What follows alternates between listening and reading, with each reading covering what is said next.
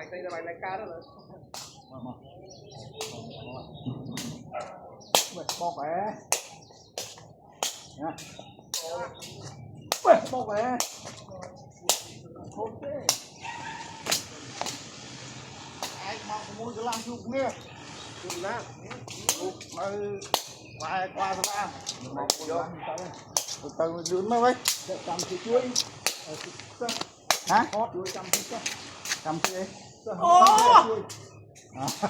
Chưa vương. lực ra chương cho nhưng con thôi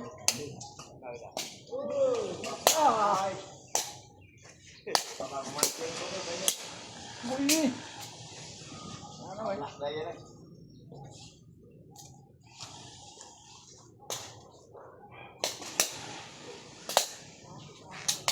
lúc máu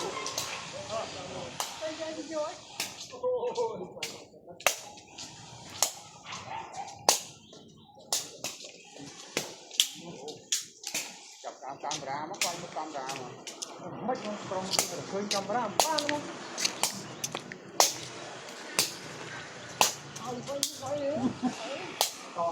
Ai cái bao thằng nó có sao ngồi mà anh luôn.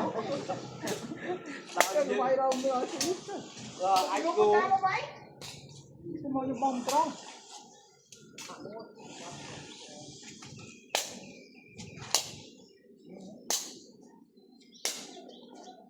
nè nè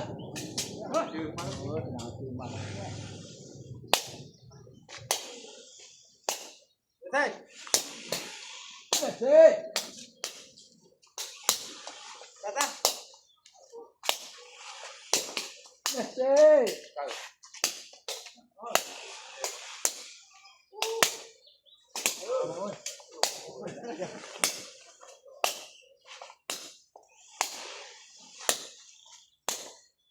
Anh ít ấu để bạn cầm ly chứ luôn. Đúng là Bà. Tiệt bạc nào. Chọc chưa à. việc bạn mấy Chọc đâu rồi. cái mưa món này trong đó rồi bây giờ đây Bốc bây giờ đây. là bắt chuột Bạn chưa có ai đấy. rồi em nó đâu à rồi cái một trăm trái dài à Ôi sắm trời nha. Chuột xoay à mưa camera chuột nó thôi được. Ê bố. Cái của anh. Ra gì? Tiền. Chó ơi. Nhưng mà cho đây mới ra phong kia không ở quái nữa. Mà vẽ bà ơi.